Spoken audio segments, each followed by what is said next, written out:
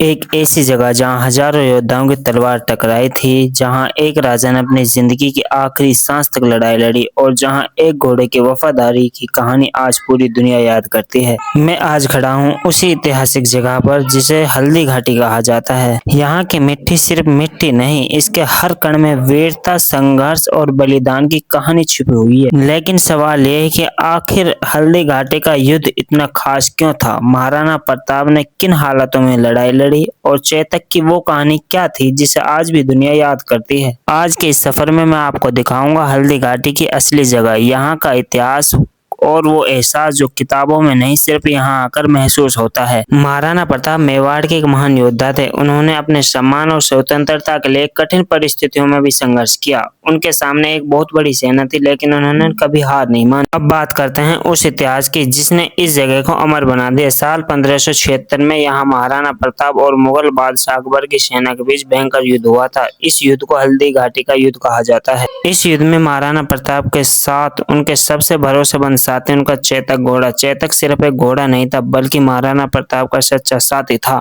युद्ध के मैदान में चेतक ने जिस बहादुरी का परिचय दिया, उसकी कहानी आज भी लोगों को दिलों में जिंदा है। कहा जाता है कि घायल होने के बाद भी चेतक ने महाराणा प्रताप को सुरक्षित जगह तक पहुंचाया और अपनी जान कुर्बान कर दी। आज यहाँ मौजूद चेतक की समाधि उस वफादारी का, प्रेम की कहानी की निशानी है। अरावली की पहाड़ियों के बीच बसी हल्दी घाटी सिर्फ एक जगह नहीं, बल्कि भारत के इतिहास का ऐसा अध्याय है जिसे लोग आज भी गर्व से याद करते हैं। हल्दी घाटी हमें सिर्फ युद्ध की कहानी नहीं बताती, बल्कि ये सिखाती है कि मुश्किल हालातों में भी अपने सिद्धांत और हिम्मत को नहीं छोड़ना चाहिए। यहाँ आने वाले लोग सिर्फ एक जगह देखने नहीं आते, बल्कि उस इतिहास को महसूस करना आते हैं जो सदियों बाद भी लोगों को प्रेरणा देता है। मेरे लिए भी ये सफर सिर्फ घूमना नहीं था, बल्कि ऐसी जगह को करीब से महसूस करना था जिसके बारे में हमने किताबों में पढ़ा है। इस जगह से जुड़ी सबसे भावुक कहानी यह है कि महाराणा प्रताप के सबसे वफादार घोड़ा चेतक, कहा जाता है कि युद्ध के दौरान चेतक ने अपने महाराणा के साथ आखिरी सांस तक निभाया। आज भी चेतक की समाधि लोगों को उसी की वफादारी की, बहादुरी की याद दिलाती।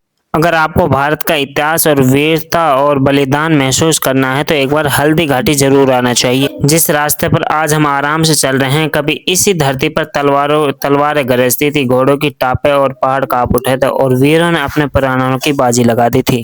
हल्दी घाटी हमें सिखाती है कि जीत सिर्फ मैदान में नहीं होती, असली जीत अपने स्वाभिमान और आजादी के लिए डटे रहने में होती है।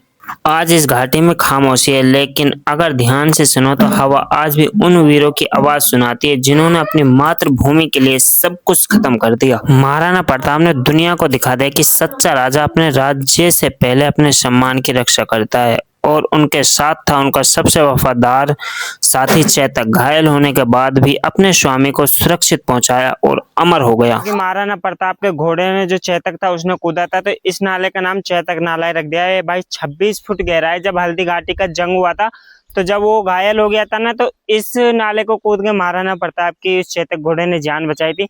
जो है आप मेरे सामने पहाड़ी देख रहे हैं, इससे पास है हल्दी घाटी और हल्दी घाटी से पास है रक्तलाई है, जहाँ मुगल सेना और महाराणा प्रताप की फौज के बीच में जो जंग हो रही थी ना, तो वो वहां पे हो रही थी। ठीक है, वहां पे फिर महाराणा प्रताप का जो चेतक घोड़ा था वो घायल हो गया था।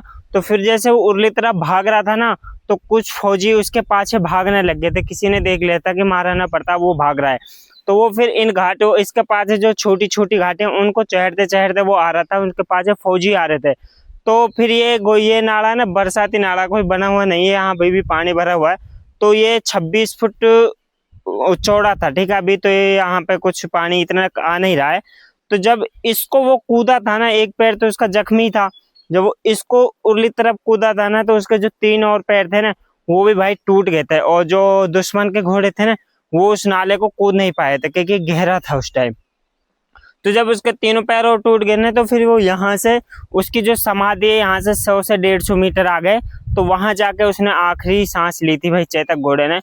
और भाई महाराणा प्रताप पहली बार जब रोए था, जब उसका चेतक घोड़ा मरा था।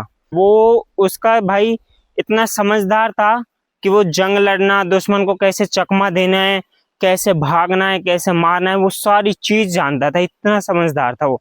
यहाँ से इस तरफ कूदा था भाई वो। तो भाई फॉलो कर लीजिए ऐसे ही नई नई वीडियो देखने के लिए, और ऐसे इन्फॉर्मेशन की वीडियो देखने के लिए, कम बजट ट्रैवल वीडियो देखने के लिए। तो भाई मिलते हैं कई और सफर में। तो थैंक यू सो मच।